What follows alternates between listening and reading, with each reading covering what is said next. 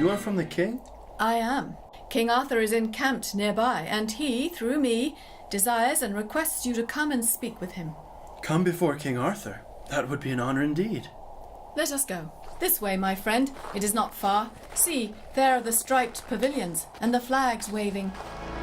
Ah, it lifts my heart to see them. Some of your thoughts were troubling, then? Indeed. This harsh, biting cold reminds me all too well of my own bitter grief, for I have heard that my mother has died. And so, well, I cannot return home anymore. You can never go back to where you came from. Once you set out upon your journey, you cannot find your old familiar world again, because it no longer exists. Have I met you before? No, which is my point. You have started to become aware, awake, and as you change, so the world created by you must also change. Why does everyone around here talk in riddles? Trolls talk in riddles. I'm speaking poetry. The world reflects your consciousness. How much clearer do you want me to be? Not long ago, everything seemed very clear to me, but now I feel confused. Yes, go on. I became a knight, and I got this crimson armor, and I loved Blanchefleur.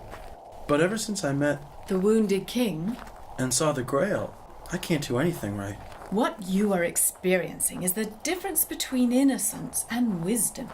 Innocence is given, but wisdom must be earned. Oh, there you go again. Why is he wounded? Many, when they meet him, and see all the ills of his wasteland kingdom, call him evil. I have sent many wicked knights to Arthur. And they cannot understand the cause and circuitry of that evil, how it came to be so terrible, so extreme. I don't see why I'm responsible. But when you understand that the same circuitry runs in yourself, you also understand why you have the power to heal it.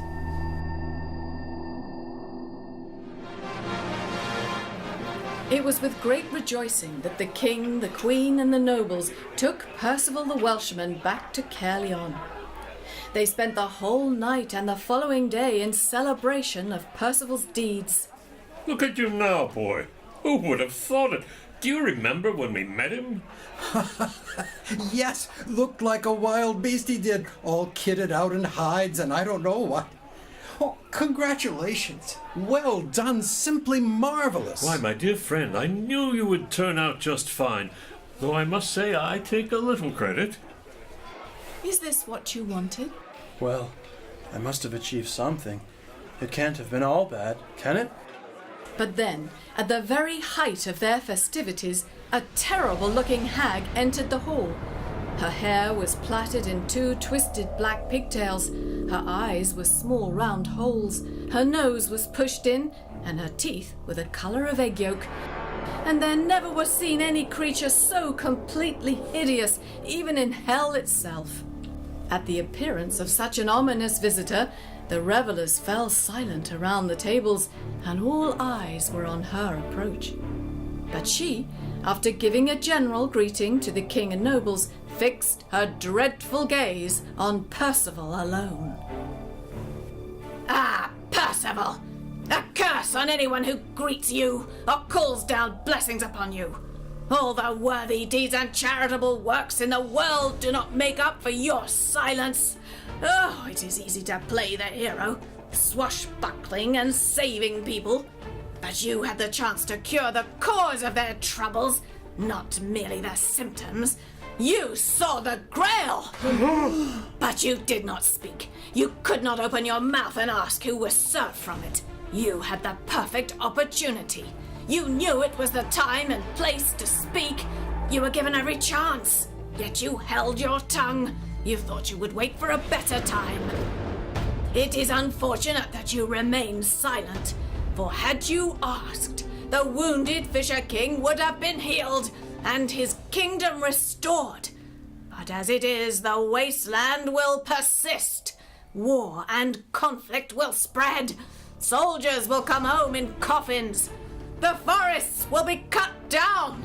Urban sprawl will eat up the lands. Species will become extinct, and the air and oceans clogged with waste. And all these evils will be of your doing. Then I vow to you, damsel, to my king and to this company, that as long as I may live, I shall not spend 2 nights in a single lodging. Until I understand this quest, I shall not cease from following out any adventure, or facing any wayward knight, until I discover who is served from the Grail. And then all the other knights stood and vowed the same. There are more episodes to come of Perceval and the Grail, and I've got a lot more to say about it. So let me know what you think, and don't forget to subscribe. Thanks.